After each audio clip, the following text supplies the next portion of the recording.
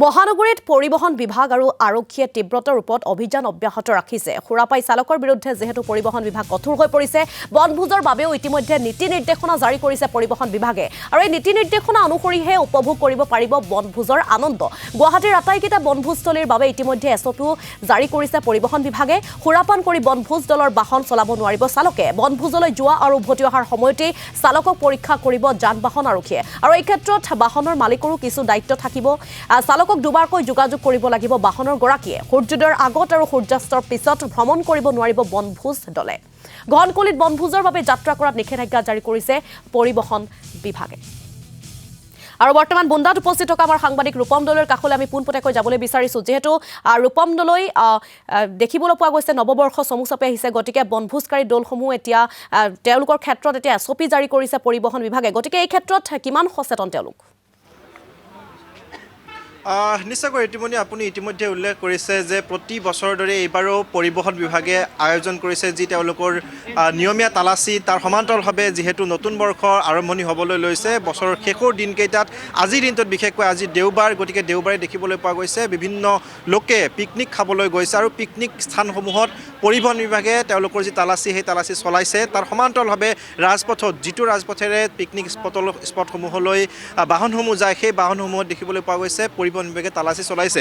আমি এইখিনি মুহূৰ্তত বন্দাত উপস্থিত আছোঁ। বন্দাত যিহেতু দেখিবলৈ পোৱা গৈছে প্ৰতি বছৰে এইটো ফালেৰে এই যিটো মূল ৰাজপথ আছে এই ৰাজপথেৰে শতাধিক বাহন চন্দ্ৰপুৰৰ ফালে পিকনিক খাবলৈ যায়। আৰু পিকনিক খাবলৈ যোৱাৰ সময়ত তেওঁলোকৰ যিসমূহ বাহন সেই বাহনসমূহ এই ধৰণে এতিয়া পৰীক্ষা কৰি থকা পৰিলক্ষিত হৈছে। আৰু যিসমূহ বাহন এই ৰাজপথেৰে আহিছে, অৰ্থাৎ যিসমূহ চাৰিচকীয়া বাহন পিকনিক স্পটলৈ গৈছে, বিশেষকৈ বাছসমূহ যি পিকনিক স্পটলৈ গৈছে সেইসমূহ আচলতে তেওঁলোকৰ যিসমূহ চালক সেই চালকসমূহৰ ইয়াত এণ্ট্ৰি কৰাইছে। পৰিবহণ বিভাগৰ বিষয়াসকলে ইয়াত এণ্ট্ৰি কৰাইছে, তেওঁলোকৰ নাম আৰু ফোন নম্বৰ লিখি লৈছে যাতে কোনো ধৰণৰ দুৰ্ঘটনা সংঘটিত নহয়। তাৰ কাৰণে তেওঁলোকে সকীয়াই দিছে পৰিবহণ বিভাগৰ ফালৰ পৰা। বিগত কিছুদিন ধৰি আমি দেখিছোঁ যে পৰিবহণ বিভাগৰ প্ৰতিগৰাকী বিষয়াই ৰাজপথলৈ আহিছে, আহি তেওঁলোকৰ যি কাৰ্যকলাপ সেই কাৰ্যকলাপ কৰি গৈছে। আৰু এইখিনি মুহূৰ্তত আমি দেখুৱাইছোঁ প্ৰতিনিধিত্ব দৰ্শকসকলক এই বিষয়াগৰাকী যিখন বাছ এইফালেৰে ওলাই গৈছে সেই বাছখনৰ নাম্বাৰ, ফোন নাম্বাৰ, বাছৰ নাম্বাৰ আৰু যিগৰাকী চালক সেই চালকগৰাকীৰ নাম ইয়াত লিপিবদ্ধ কৰিছে।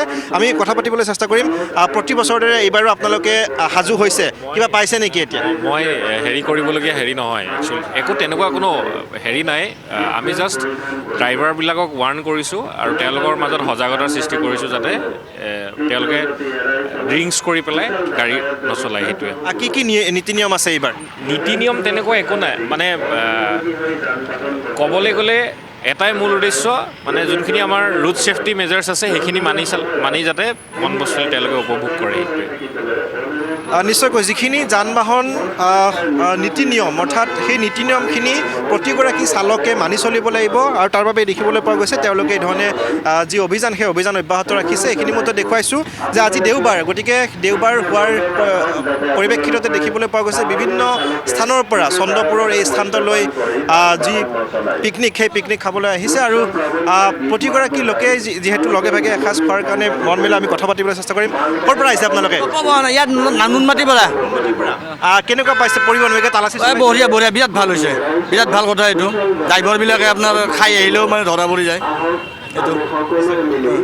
এই ধৰণে দেখিবলৈ পোৱা গৈছে, সকলোৱে আদৰি জনাইছে। কাৰণ বিগত বছৰসমূহত আমি দেখিছিলোঁ যে বিশেষকৈ পিকনিকৰ সময়ছোৱাত এই বছৰৰ শেষৰটো দিনত দুৰ্ঘটনাত পতিত হ'বলগীয়া হয় বিভিন্ন বাহন।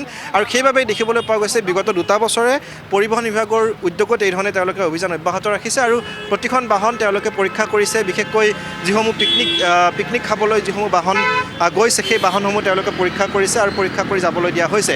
এই ধৰণে আজি গুৱাহাটীৰ বহুকেইটা প্ৰান্তত তেওঁলোকৰ অভিযান চলিছে। লংকেশ্বৰত এটা অভিযান চলি আছে আৰু আনফালে দেখিবলৈ পোৱা গৈছে বুন্দাত এইটো অভিযান চলিছে। কিছু সময় পাছতে তেওঁলোকে যিটো স্থানত পিকনিক খাবলৈ যাব সেই স্থানলৈও তেওঁলোকে যাব, তাত গৈ তেওঁলোকে অভিযান চলাব। গতিকে আমি দেখুৱাইছোঁ যে এইখিনি মুহূৰ্তলৈকে প্ৰায় 42খন গাড়ী ইয়াত তেওঁলোকে এণ্ট্ৰি কৰাইছে। আৰু এই গাড়ীসমূহ এই পথেৰেই পিকনিক স্পটলৈ গৈছে গতিকে তাৰ সমান্তৰালভাৱে যে যদি কোনোবা চালকে মদ খাই মদ্যপান কৰি যদি বাহন চলাইছে সেই বাহনসমূহ তেওঁলোকে জব্দ কৰিবলৈ চেষ্টা কৰিছে আমি দেখুৱাবলৈ যত্ন কৰিছোঁ এইখিনি মধ্যে যথেষ্ট যান-জঁট হৈছে আৰু প্ৰতিখন বাহনে তেওঁলোকে পৰীক্ষা কৰি যাবলৈ দিয়া হৈছে বিশেষকৈ চালকসকলৰ ওপৰত তেওঁলোকে গুৰুত্ব দিছে যাতে কোনো ধৰণৰ দুৰ্ঘটনা সংঘটিত নহয় প্ৰতি বছৰে দেখিবলৈ পোৱা যায় এই ধৰণে তেওঁলোকে পদক্ষেপ লৈ আহিছে আৰু সফলো হৈছে আৰু এইবাৰো দেখিবলৈ পোৱা গৈছে কোনো ধৰণৰ যাতে নিশ্চয়কৈ ৰূপম দলৈ আপোনাক ধন্যবাদ জনাইছোঁ এই সন্দৰ্ভত আমাক সবিশেষ আপুনি দেখুৱাৰ বাবে